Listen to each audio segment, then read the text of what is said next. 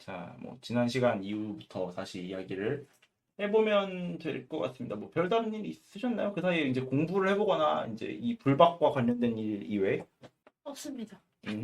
뭐 이거는 그러면은 다 털어놨으니까 이 지난 시간 이후를 빼도 되겠다. 그렇죠. 이렇게 새로운 궁금증에 대해서 이제 이번에 공부를 하는 과정에서 뭐 느꼈었던 이걸 어떻게 봐야 될까요? 아니면 이런 것들은 어떻게 이해하면 될까요? 하는 것들 어디까지 읽으셨나요?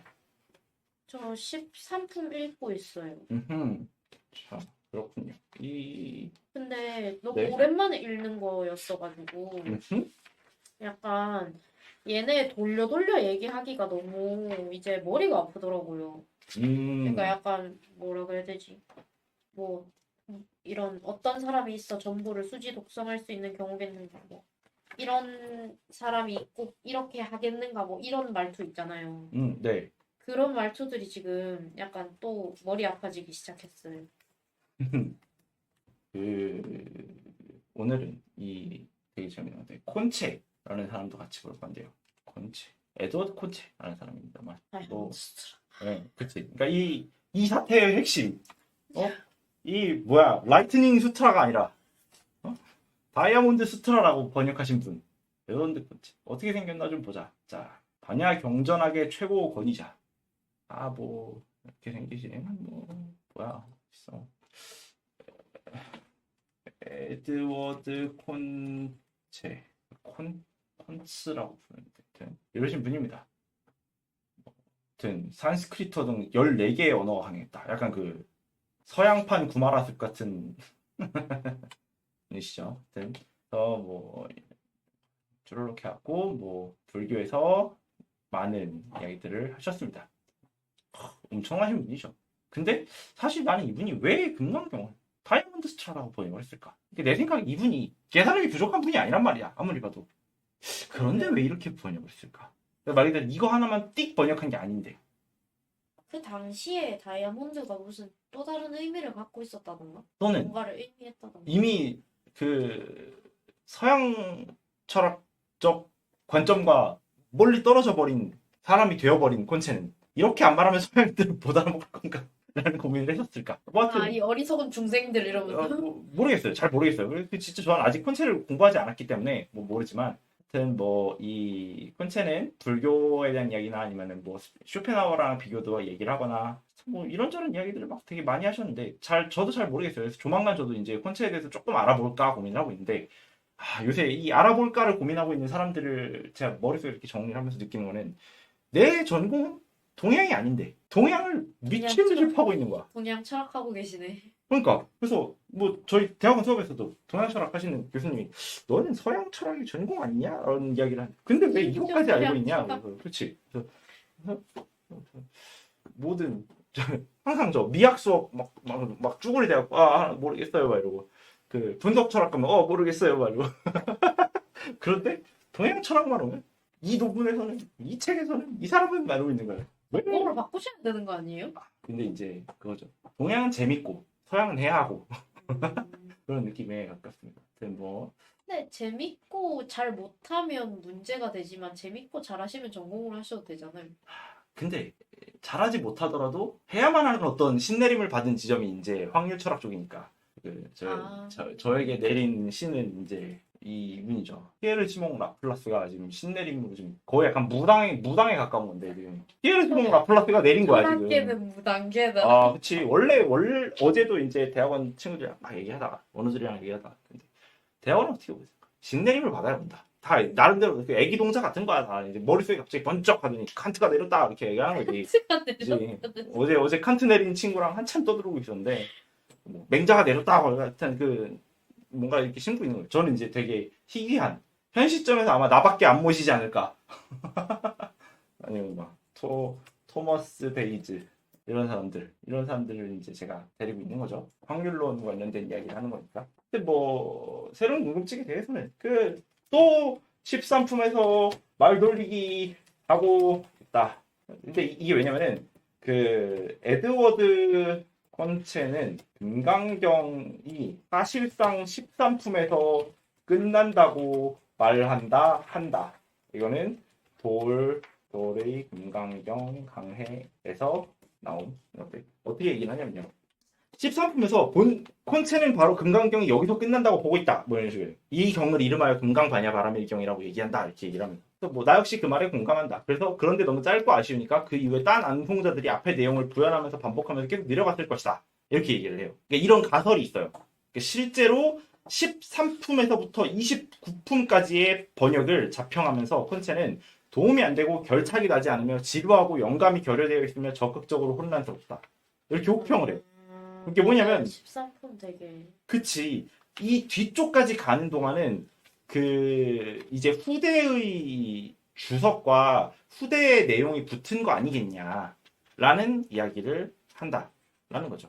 원래 뭐 그 선현의 말씀이라는 게 쉽게 끝나면 재미가 없으니까 길게 늘린 거 아니겠냐라고 얘기를 하는 거죠. 근데 실제로 그 불교에 대해서 어떤 그 고증을 하고 있는 학자들의 입장에서는요, 이게 쓰인 연대기 자체가 생각보다 좀 많이 후되다 보니까 어떤 것들은 부처님이 얘기를 안 한 걸 수 있다라는 가설을 되게 많이 내세워요.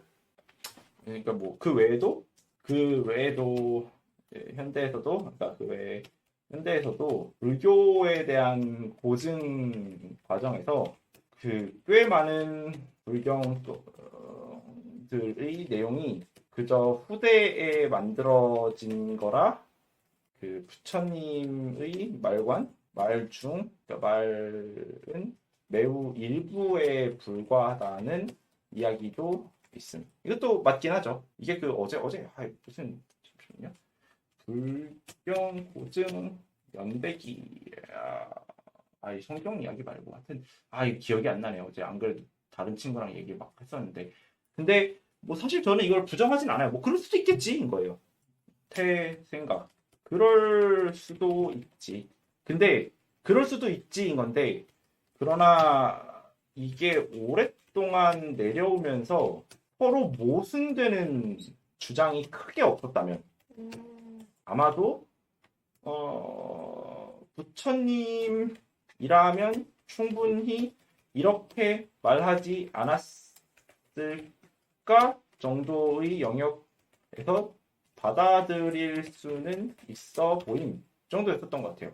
예를 들면 뭐 우리 할아버지가 A는 A다, A다 이렇게 얘기를 했었으면 뭐 할아버지가 뭐 A는 A고 B는 B다, C는 C다 이렇게 얘기했었으면 할아버지가 말은 안 했지만 뭐 D는 D겠지 뭐 이 정도의 그 이야기를 할 수는 있지 않을까? 이게 완전히 모순되는 주장이었다면 A는 A고 B는 B다, C는 C다 그랬는데 갑자기 D는 E다 이런 식으로 얘기를 했어요. 그 후대에 보면서 왜 여기서 이렇게 말씀하셨지? 라고 하면서 찾아본다면은 모순되는 주장이라면 얘기를 해볼 만하겠는데 딱히 그렇게 크게 모순이 되지 않는다면 그냥 받아들여도 괜찮은 거 아닐까? 또는 받아들이는 과정에서 우리가 후대에서 잘못 쓴 걸 수도 있지만 우리가 그걸 받아들이는 과정에서 원래의 진이라고 추측되는 걸로 좀 흘러갈 수 있다면 나름대로 의미가 있지 않을까 싶기도 하고요. 어떤 해석학에 대한 어떤 관점이기도 한 거죠. 이거는 뭐 텍스트 자체를 이런 식으로도 바라볼 수 있지 않을까 하는. 그래서 약간 뭐지? 저도 이게 뭔가 뒤에 쭉쭉쭉쭉 붙었을 수는 있다고 생각은 하는데 약간 그게 그랬으면 약간 이소부화처럼 뭐 저 버전, 이 버전,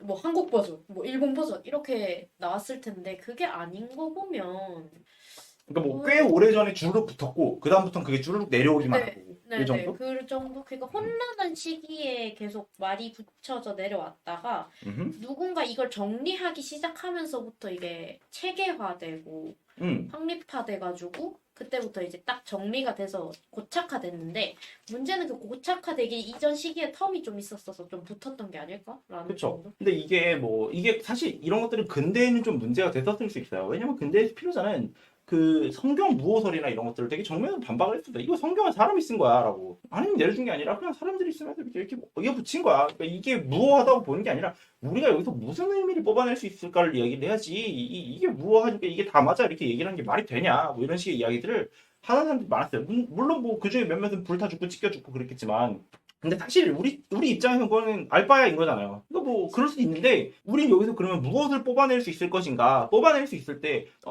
이걸 모두 다 말장난으로만 취급을 해버리고 넘어간다면 뭐 여기서 뽑아낼 수 있는 거는 그냥 말장난을 한다 여기서 끝나겠지만 만약에 말장난이 아니라 우리가 지금 이때까지 얘기했었던 부처님이 얘기를 하는 어떤 세계관을 이해하고 있는 상태 내에서 이 말장난을 보고서 다른 의미를 뽑아낼 수 있다면 그거는 뭐 우리가 해석을 하는 과정에서 우리가 좀 더 좋은 이야기를 한 걸 수 있지 않을까? 뭐 그 정도면 충분히 가치 있지 않을까 싶은 게 있었죠. 자, 뭐 한번 오늘은 11품을 가볼까요? 존중 정교분입니다. 11품이랑 되게 비슷한 이야기가 있었어요. 저는 사실 이 두 가지가 같이 붙어 있어도 좋지 않았을까? 근데 왜 안 붙였을까? 그 굳이 이걸 나눈 게 뭐가 있을까? 뭐 물론 나눈 이유 자체가 뭐 솔직히 그냥 숫자 맞추기로 나눈 걸 수도 있겠지만 그래도 한번 얘기를 해볼 수 있지 않을까? 뭐 이런 거. 자, 읽어볼까요? 부차. 여기서 또 부차는 또 그거죠. 그 다음으로, 그러니까 이전에 이야기했었던 것들에 합쳐서 그 다음으로 얘기를 하는 거죠. 그 우리가 부차가 한 번 또 나왔었던 게 있었잖아요. 앞에서 한번 나와. 그쵸. 그, 상품에서 나왔었죠. 상품에서. 아, 아니지. 아니지. 상품에서 나왔을 거예요. 대승종종분을 얘기를 한 다음에, 그 즐거이 듣고자 합니다. 라고 했었을 때, 이제, 부처님이 부차수보리 이렇게 얘기하죠. 왜냐면은 이전에 내가 이미 다 말했는데 못 알아들었으니까. 그래서 부차수보리, 보살어법, 응무소주 이런 식으로 얘기를 하죠. 근데 뭐 그거랑 비슷한 부차인 건지 뭔지 잘 모르겠어요. 왜냐면 그러려면은 부차가 수보리의 대답에 대한 부차가 되어야 되잖아요. 근데 이건 수보리에 대한 대답에 대한 부차가 아니라 11품에 대한 그냥 쭉 이어서 가는 거예요. 그러다 보니까 여기는 약간 엔드 같은 거 아닐까 싶어요. 왜냐면 11품에서는 그냥 쭉 얘기한다. 여기서 11품에서의 수보리는 뭐 기껏해야 뭐 아주 많습니다. 세존이시여. 그리고 끝나는 거잖아요. 11품의 부처님은 선남자 선녀인이 경전 중 사국에라도 수지하여 다른 사람을 위해서 말해준다면 그 복덕이 앞에 것보다 클 것이다. 이렇게 얘기를 하죠. 뭐 2차 복덕, 승전 복덕 뭐 이런 식으로 얘기하면서. 그러니까 말 그대로 여기서의 12품의 부차는 엔드에 가까운 거 아닐까? 그러다 보니까 11품이랑 12품이 자연스럽게 이어지는 구조에 가까운 것 같은데 라는 거죠. 근데 이걸 이어지지만 조금 남은 이유가 뭘까를 한번 고민해 보려고 했어요. 여기서는 그 수설시경 그리고 내지 사국의 등 이 경전을 말해주거나 또는 사국에를 말하거나 수설이라는 게 그 횡설 수설할 때 그거란 말이죠. 뭐 어떻게든 말하더라도 인 거죠. 여기서 이 숫자인 거잖아요. 이 숫자가 따를 수 이렇게 얘기해요. 수설 여기서 뭐 설일체 일부에서 나오는 말도 한데 따르는 말들 이렇게 이야기를 하는데 이 횡설수설이라고 할 때 횡이라고 얘기를 하는 거 있잖아요. 횡설 뭐지? 이게 횡은 그 뭐지? 횡단할 때 이거잖아요. 이렇게 가로지르는 거. 네. 그러다 보니까 횡설은 이런 건데 그 뒤에 있는 수설을 따라가는 거를 말하는 거거든요. 그러니까 이렇게 갔다 저렇게 갔다를 말하는 게 아니라 이렇게 가는 걸 따라가는 거에 가까워요. 그런데 이 수설 자체가 그러다 보니까 여기서 얘기하는 요 수설은 따라가는 말들 주르륵 따라가는 거. 근데 이 여기서 얘기하는 건 아무렇게나 말하더라고라는 형태의 느낌인 거잖아요. 수설시경이 그 12품을 보니까 여기서 도를 어떻게 얘기하냐면 이제 다음으로 수보리야 어디서나 이 경을 설하되 타국에 하나라도 설하는데 이른다면 이렇게 말을 해요. 근데 그 남해근본에서는 이 경전 내지는 사국에를 아무렇게나 말하더라도 그래요. 되게 특이하단 말이죠. 저는 그래서 요 수설이라는 개념을 어떻게 받아들였길래 누군가는 이거를 뭐 그냥 어디서나 이 경을 설하되 하나라도 말하는데 이른다면 이렇게 말하는 건데 왜 남해근 선생님은 이걸 아무렇게나라고 말했을까? 라고 얘기를 하는 거예요. 좀 궁금했어요. 약간 뭐랄까. 그래서 저는 이걸 보다가 느낀 게 이 아무렇게나는 좀 너무 과격한 말인 것 같고 또는 그냥 어디서나 이 경을 설하더라도 너무 나이브한 말인 것 같은데 여기서의 수설이 약간 그런 것 같아요. 아까 얘기했던 그 따라가는 말이라고 얘기를 한다면은 키역은 빼야 돼. 그 부처님이 말한 것을 제대로 깨닫지 못하고 그냥 말하는 것만을 그냥 수설이라고 얘기할 수 있지 않을까? 그러다 보니까 이걸 아무렇게나라고 얘기할 수도 있고 이 경을 말하더라도가 약간 그런 의미로 쓰인 거 아닐까 싶었었어요. 여기서의 수설이라는 개념이. 좀 따라가듯 말하더라도로 번역해도 괜찮을 것 같은데. 그쵸. 근데 이 따라가듯 말하더라도라는 느낌이 그리고 또 다른 판본에서 하나 찾아봤었던 거는 돼지 뜻이 이상한 그래서 건 이상한데. 어디서나 이경을 말하되 여기서 영어로 보니까 You should know that wheresoever this discourse is proclaimed. 그러니까 어디서나 말하더라도 대충 이것만 말해도 이런 건데 이거 보면 신기하지 않나요? 그 다들 여기서 수설이라는 형태의 개념을 크게 막 안 다른 것 같아요. 근데 저는 저수설이라는 형태의 단어가 그 어디서나라는 뜻이라기보다는 그냥 제대로 깨닫지 못하더라도 일단 말하는 것을 포함했기 때문에 이게 수설이라는 따라가서 말한다라는 형태의 이야기가 있는 거 아닐까? 따라 말하더라도 그쵸, 그쵸. 가까운 그냥 약간 목사님의 말을 듣고 따라 그 말을 내가 깨닫진 못했지만 오늘 목사님이 이렇게 말했어. 내 가족한테 말하는 거랑 비슷한 느낌으로 그냥 따라서 그대로 말하는 거. 어떻게 보자면은 깨닫지 못해도 말하는 거를 말하는 것 같아요. 또 사실 우리가 그런 거죠. 우리는 이걸 깨달았는가? 우리는 못 깨달았을 거예요. 그렇지만 그냥 되뇌어서 반복하는 것만으로도 이런 거예요. 근데 그 다음에 그 당지차처, 일체세간, 천인아수라, 개은공양, 여불탐묘 이렇게 이야기를 하죠. 이 경전 내지는 사고계를 아무렇게나 말하더라도 일체세간의 천인아수라가 모두 그것을 부처의 탐묘처럼 공양해야 함을 알아야 한다. 이 천인아수라라고 얘기하는 건 천인과 인간과 아수라 이렇게 얘기를 하는 거란 말이죠. 천인은 뭐 이렇게 열심히 뭐 복덕을 쌓으면 올라가는 어떤 그 천계의 인간이지만 뭐 나중에 살다가 그 복덕 마일리지 다 깎아먹으면 다시 인간으로 태어나는 그런 존재들을 말하는 거고 뭐 인간이야 뭐 그런 거고 이제 그러면 음흠. 여기서 말하는 천인 아수라는 왜 앞에서 얘기했던 인간이란다 세계를 13가지 종류인가? 13가지 중생으로 네 중생으로 나눌 수 있다고 했잖아요. 네 그걸로도 나눌 수 있고 천인 아수라로도 나눌 수 있고 이런 거예요? 구류 중생과 천인아수라 왜냐면 천인 아수라도 어쨌든 전 세계에 펼쳐져 있는 존재들을 얘기를 하는 거잖아요. 그쵸. 존재를 전체를 다 통틀어서 천인 아수라라고 하는 건데 그러면 구류중생이랑 얘의 구분 방법이 두 가지가 있는 건지 아니면 약간 이게 천인아수라나 이런 것들은 이제 육도 윤회에 빠져 있는 사람들, 그러니까 육도 윤회에 빠져 있는 중생들의 어떤 계비를 나누는 방식이란 말이죠. 그래서 구류 중생이 막 이렇게 얘기를 하지만 실제로는 중생들이 윤회하는 과정에서 업에 따라서 태어나는 세계가 나눠진다고 해서 뭐 그 천상도 인간도 아수라도 축생도 아기도 지옥도 이렇게 6개가 나뉘는데 이 6개 중에 이제 천인아수라 이렇게 얘기를 하는 건데 그 구류 중생이긴 하지만 중생이 태어나고 있는 세계를 구분한 것에 가깝지 않나? 분류 방법이 두 개라고 봐야 예. 애매한데 그러니까 예를 들면 중생은 이 세상에 나와 있는 모든 것들을 말하는 거잖아요. 뭐 네. 무색, 비무색, 네, 뭐시.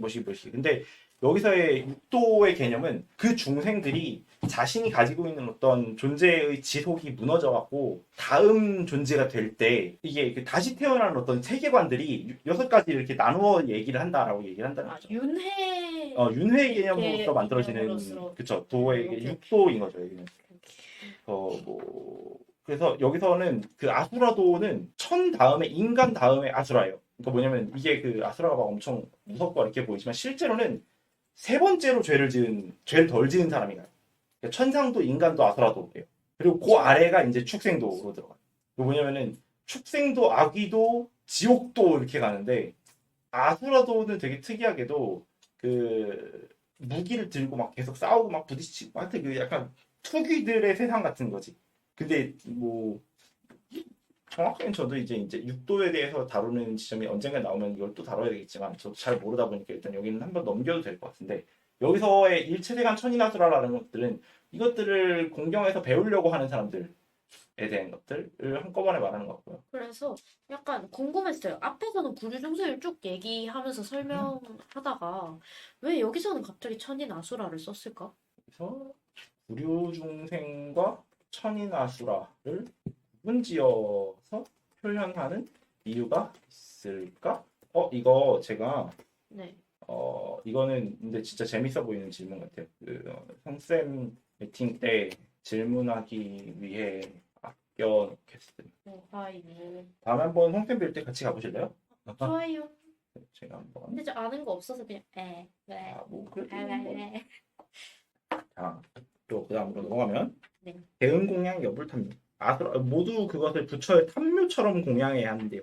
약간 되게 참 어떤 느낌이냐면은 야 이거를 누군가를 위해서 말해주는 게 그 말을 얼마나 잘하든 못하든 깨달아서 말하든 깨달아서 못해서 말하든 이거를 말해주려고 노력하는 이 과정 자체가 그 모든 어떤 좀 더 높은 덕으로 향하고 싶어하는 모든 중생들이 그 행위 자체를 혹은 그 행위를 하는 사람 자체를 뭐 부처의 뭐 불탑처럼 이제 탐묘처럼 그 모셔야 된다라고 얘기하는 거예요. 그러니까 그만큼 가치가 있는 행위다라고 하는 거죠. 어떻게 보자면은 저는 이제 이게 두 가지라고 보는데요. 앞부분에서는 그 10일에서는 이제 그 수지하는 그 과정 자체에서 얘기하는 것들이지만 수지하는 사람들에 대해서도 이야기를 하는 거란 말이죠. 11품은 무슨 이야기를 했었는가 다시 보면은 11품에서는 이거를 수지하는 사람이 어떤 복덕을 가지는가를 해요. 이 수지 자체가. 근데 뒤에는 수지하는 사람에게 우리는 어떻게 이 사람들을 바라봐야 되는가 이런 이야기를 한다고 보거든요. 이 수행자를 우리는 어떤 식으로 이해할 수 있는가. 근데 하물며 어떤 사람이 전부를 수지 독성할 수 있는 경우가 있는가. 그러니까 하황, 유인, 진능, 수지 독성. 좀 줄을 내려야겠군요, 제가. 근데 전 약간 어떻게 느꼈냐면 앞에서도 계속 약간의 사회운동적인 면이 있었잖아요. 그쵸? 그래서 저는 이렇게 얘기하는 사람을 약간 리더의 역할을 주어진 게 아닐까 하는 느낌이 좀 있거든요. 그러니까 이렇게 얘기하는 사람들을 따르라라고 얘기한 것 같은 느낌이 좀 있지 않나라는 생각을 좀 했어요. 그쵸. 사회 운동을 그쵸. 타인에게 이런 것들을 말해주고 네, 이게 올바르지 않음에도 불구하고 이걸 말하려고 하는 이 사람들이 얼마나 복덕이 큰가. 알면 좀 리더의 씨발 해봐라. 면모가 있는 지금 살려달라고 지금 막 난리를 치고 있네. 지금 어떡해. 이거 묶어 다니셔야겠는데요. 집에 가서 좀 더 제가 수리를 한번 본드로 그냥 툭 치는 거 해야 되겠다 이거. 어이구 다 점점 뜯어져 가네 하여튼. 진짜 이 수벌이요. 그러니까 하물며 어떤 사람이 있어 이 전부를 수지 독송할 수 있는 경우겠는가. 이 결국에 이게 알지도 못하고 따라하는 것만으로도 이만큼 대단한데 이거를 수지 독송할 수 있는 경우라면 수벌이요. 마땅히 알아야 한다. 당지신 그리고 이 사람은 최상의 제일 드문 법을 성취한 사람이다. 만약 이 경전이 있는 곳이라면 약시경전 소재지처 부처가 있고 또 존경받는 제자들이 있다. 즉위읍을 약 존중 제자라고 이야기를 하죠. 이렇게 해서 약 존중 제자라고 이야기를 합니다. 이게 이제 12품의 끝이에요. 그래서 전 12품도 꽤 재밌었거든요. 왜냐면 12품 자체가 약간 앞에서 우리가 계속 사회운동적인 면모에서 얘를 해석했다고 치면 뒷면 12품에서 완전 약간 부처가 자기가 꼭 아니더라도 약간 뒤에 어떻게 할 것인가에 대한 좀 길을 좀 찾아준 느낌이라 그래야 되나? 누구를 따라야 할지 아니면 누군가를 이끌고 싶으면 어떻게 해야 할지 뭐 이런 거를 제시해줬다고 생각했거든요. 뭐라고 그럴까요? 저는 그래서 요걸 한번 나눠서 보면 좋을 것 같아요. 1품부터 10품까지의 이야기들이 되게 의미가 있었는데 11품의 중심 메시지는 이제 저기죠. 13품 앞쪽에서 나오는데요. 수행의 중요성. 그러니까 즉 그러니까 수지하는 것이 얼마나 큰 복덕인지 만드는지를 말함인 거고요. 그리고 12품의 중심 메시지로 가면은 그러니까 수행자를 바라보는 태도는 어때야 하는지. 그러니까 약간 수행자로서의 본인이 말하는 거기도 하지만 수행자가 아닌 사람들에게 수행자를 어떻게 봐줬으면 하는지도 있지 않을까 싶어요. 즉 수행자가 어떤 그러니까 수행자에 대한 우리의 존중하는 태도가 어떤 것이어야 하는지. 근데 저 이걸 왜 얘기했는지를 잠깐 생각해 봐야 된다고 생각하거든요. 그렇죠. 그러니까 갑자기 앞에서는 계속 우리 자신이 어떻게 해왔고 어떤 태도가 필요하고 뭐 그 왜 수지하는 것이 얼마나 좋고 뭐 이런 얘기 하다가 갑자기 나 자신이 아니고 타인이 뭔가 우리들을 바라봤을 때 어떤 느낌이어야 할지를 갑자기 얘기하는 이유가 뭘까가 궁금했어요. 그렇죠. 그래서 뭔가 좀 약간 어떻게 보자면 아까 얘기했던 것처럼 어떤 플라톤의 국가에서 다뤘었던 것처럼 철인통치나 이런 것들 얘기를 하는 것처럼 마치 이런 사람들 따라라, 이런 사람들 모셔라, 경전이 있는 곳에 부처님과 존중받는 제자들이 많다, 막 이렇게 얘기를 하는 거예요. 갑자기 우리의 존중하는 태도가 어때야 되는 건지 얘기하는데 갑자기 이걸 왜 말할까? 네, 이걸 왜 말할까에 대한 궁금증이 좀 있거든요. 그렇죠. 그래서 조금 1품부터 11품이랑 12품의 분위기가 되게 달라지네. 그래서 끄는 건가? 라는 생각도 들어요. 왜냐면 13품 넘어서부터는 우리의 수행이 어떻게 만들어져야 되는지, 그러니까 이거를 수행하는 사람들은 어떻게 수행해야 되는지를 막 이야기를 한단 말이죠. 이제 우리가 뭔진 알았는데 그럼 이걸 어떻게 우리는 수행해 가야 될까? 우리의 일상에서 이렇게 일어나는 번뇌들이나 우리의 일상에서 만들어지는 욕심들을 어떻게 버려야 될까? 이런 이야기를 해요. 근데 어떻게 보자면 뭐 그런 의미에서는 또 부처님이 나름대로 수행에 대한 이야기를 한다고 보고도 실제로 그 남해근 선사의 불교 수행법 강이라는 책도 이제 나중에 한번 들고 올 수도 있는데 거기서도 막 이런 이야기들을 조금씩 연관을 지어서 하는 것 같은데요. 저는 약간 이게 뭐라고 볼까요? 그 이게 지금 누구한테 말하고 있는가가 되게 중요한 것 같아요. 이게 뭐냐면 이거를 지금 부처님이 누구한테 말하고 있는지 생각해보자. 누구한테 말하고 있죠? 수보리에게 말하고 있어요. 수보리는 누구인가? 라고 한다면은 수보리는 아란나행을 즐기는 제1 아라한이에요. 즉 수행자가 그 기존의 부파불교적 나한승을 걷는 존재인 거예요. 그리고 여기서 말하는 수지, 그러니까 타인을 위해, 이걸 좀 하나를 끊어서 얘기해야겠다. 12품에서 굳이 그러니까 수행자에 대한 존중, 12품을 왜 말할까? 이게 있었을 때는 여기서 말하는 타인을 위해 그 제대로 알지 못함에도 설법해주고 이야기하려는 사람에 대해 존중하라는 이야기는 다른 예를 들면은 일반 범인들, 즉 수행하지 않는 사람들이나 이런 사람들에 대한 이야기가 아니라 그 서로 승려, 네. 나한, 그러니까 약간 좀 뭐라 그러지? 스스로 그 뭐지 속세와 단절하고 수행 좀 뭐라 그러지 그 인욕을 수행하는 기존의 수행자들에게 세상에 나가서 설법을 하고 타인을 돕고 설득하는 도시행을 하는 보살도의 수행승이 얼마나 더 의미 있고 존중받아야 하는지를 설득하는 과정 아닐까라는 생각이었죠. 말 그대로 지금 왜냐면 수보리는 이런 사람이 아니었으니까요. 수보리는 뭐 탁발을 하고 막 그렇긴 하지만 실제로 지금 이 보살의 운동이라고 얘기를 할 만한 것들을 사람들을 바꾸기 위해서 더 많은 사람들을 바꾸기 위해서 하는 이것들이랑 좀 거리가 먼 인효가란에 가까운 사람들이었으니까요. 그럼 약간 수보리한테 얘기하는 게 보시행 그 1품부터 12품 전체 내용 자체가 약간 수보리를 설득하는 과정일 수도 있겠네요. 저 정확하게는 수보리로 대표되는 어떤 부파 불교의 나한승들을 설득하는 과정이 아닐까라는 생각을 좀 해요. 이게 어떻게 보자면은 그 앞부분에서의 부파 불교적 경전들 전체는 일반 대상들을 공의 영역으로 초대하는 거였다면 여기서부터의 대승불교의 경전들은 공의 영역에 도달하고 있고 그것을 쫓아가고 있는 사람들을 공 바깥으로 다시 이제 보살도에 대한 영역으로 초대하고 있는 과정이 아닐까라는 이야기를 느껴요. 저는 개인적으로는. 그러니까 지금 여기서 얘기하는 이게 중요해, 이게 더 대단해. 너네들이 뭐 그럴 수는 없을 수도 있겠지만 이걸 하는 사람들에 대한 존중이 필요해. 이런 이야기를 그래서 하는 거 아닐까 싶어요. 맞긴. 되게 좀 그렇지 않나요? 전 참 이 문장이 그렇게 좋았던데 아무렇게나 말하더라도라는 게 참 좋았었어요. 근데 아무렇게나 말하더라도라고 했을 때 이거를 왜 말할까라는 생각이에요.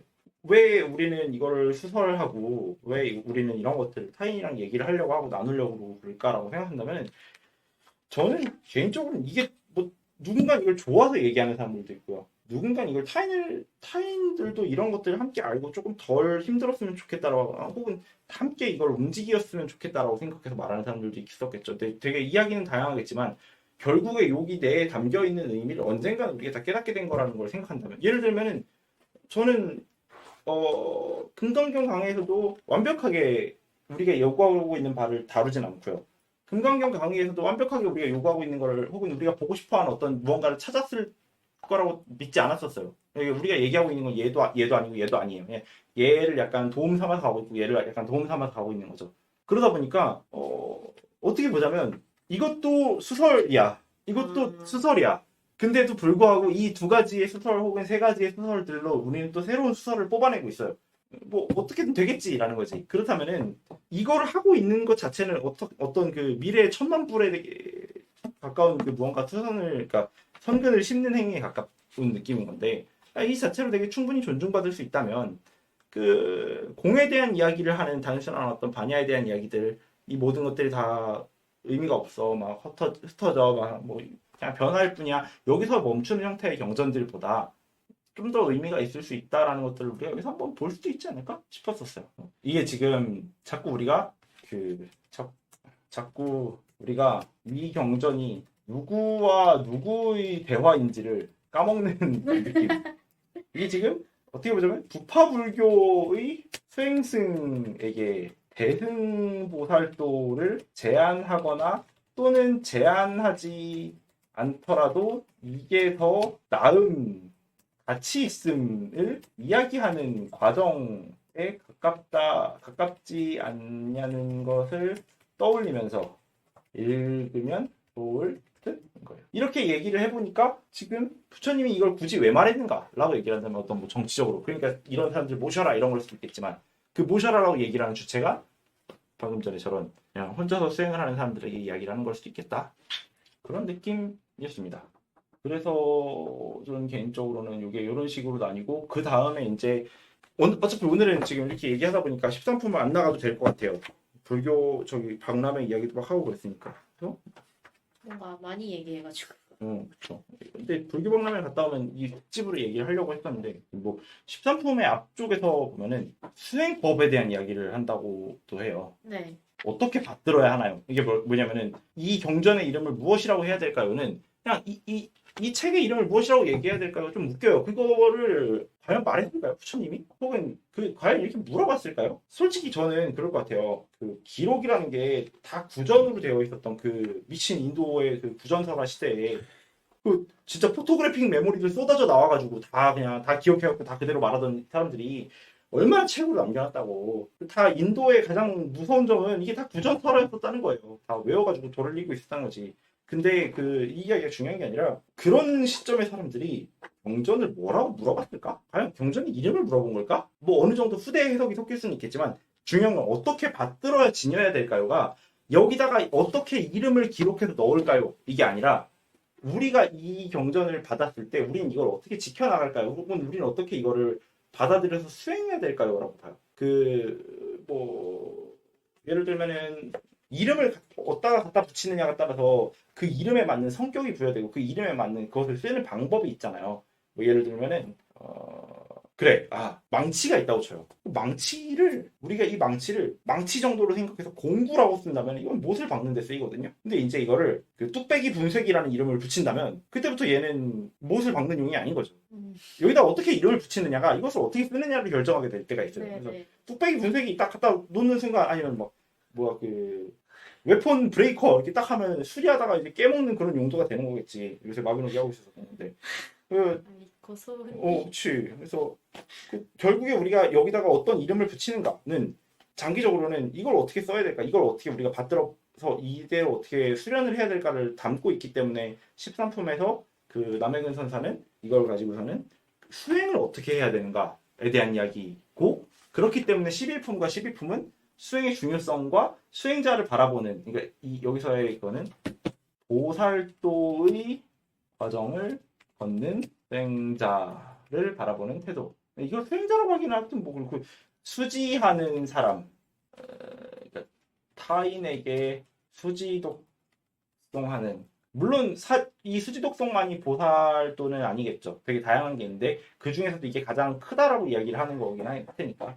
이걸 바라본 태도가 어때야 되는지라고 이야기를 하는 것뿐이니, 뭐 그 다음이 이제 좀 13품으로 넘어가서, 자 오케이 알았으면은 이제 우리 13품으로 넘어가면은 대체 이걸 어떻게 수행해야 되는가라고 하니까, 뭐 여기서부터 말장난 같은 게 쭈루룩 이어지죠.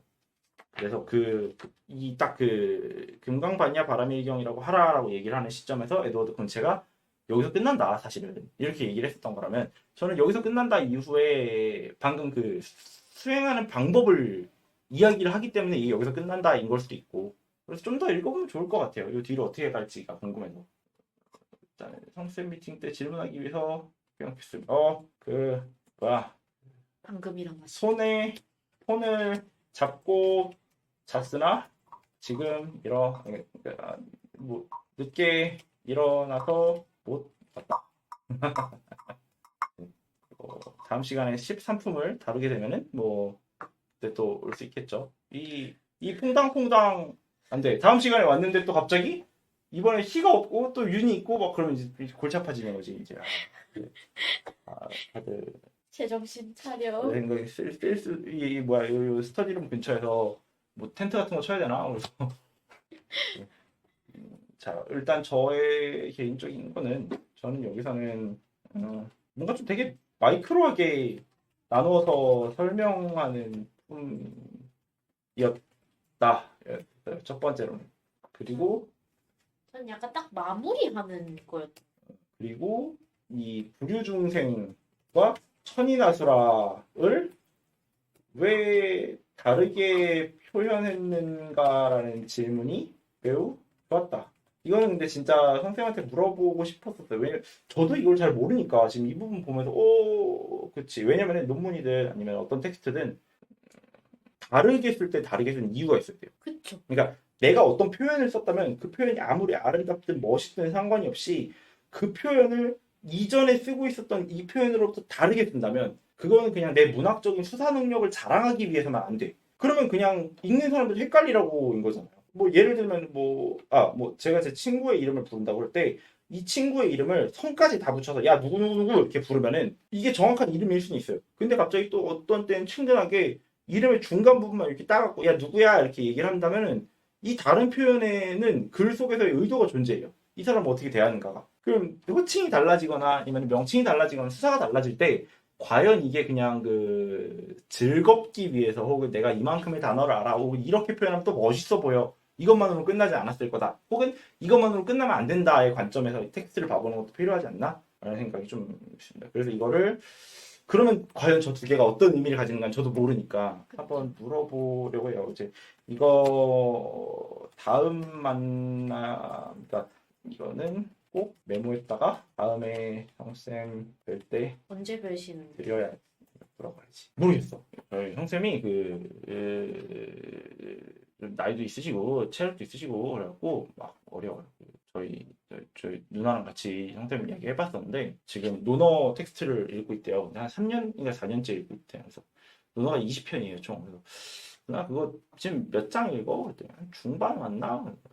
돌아가셔 그러다가 진짜 그거 어떻게 해? 그러니까 말이야. 그랬고 아니 빨리 끝내야지만 나도 내 프로젝트를 송쌤이랑 얘기를 하지. 저 그 웹소설로 철학하기 프로젝트 있잖아요. 그거 해보자고 하고 싶었는데 얘기는 했는데 논어 끝나면 하자 그러는 거예요. 지금 주역 쓰고 계시고 논어 정리하고 계시고 그 주역 나오면 그 다음에 논어 나오고 그 다음에 이제 내가 내 걸 이렇게 넣어라도 볼 수 있는데 그 큰일 나 그러다가 이렇게 말로 할 필요 없어 하여튼 큰일 나 너무 연로하셔서 그래서 저 침대에서 여쭤보게 될 수도. 그러니까 그래서 걱정을 좀 하고 있어요. 그래서 그래서 자주 내가 물으러 가서 쪼는 게 나을 수 있겠다. 아무튼 건대를 다시 갈 생각은 없었는데. 아니 뭐 건대도 안 봐요. 저기 뭐예요? 저희 서울 강남 근처에 됩니다. 거기 근처에 계셔서 좋죠. 좋죠. 그럼 좋죠. 그럼 갈게요. 저 퇴근하고 저도 갈 수 있어요. 뭐 주말에는 펼 수도 있지 않을까? 왜냐면은 언제 시간이 나는지 모르겠어요. 근데 왜냐면 우리가 그분 시간대에 맞추는 거니까 그때도 우리가 화요일 날 뵀었을 거예요. 우리 이 수업 전에 뵀으니까 저는 뭐 방학 중간에 뭐 방학이 없지 직장이니까. 절 지금 농락하시는 거예요? 아니 왜냐면은 지금 한 명은 선생님이니까 그쪽은 선생님이라서 방학이 있고 나도 이제 대학원생이니까 방학이 있고 막 그래갖고 방학 그랬는데 여기 방학이 없고. 그리고 또 뭐가 있었죠? 불박 리뷰도 재밌었다. 13분부터는 아이고. 조만간 이게 다 끝났을 때쯤에 한번 요 법성계도 한번 같이 읽어보면 좋을 것 같은데 되게 짧거든요. 반야심경 수준으로 짧아요.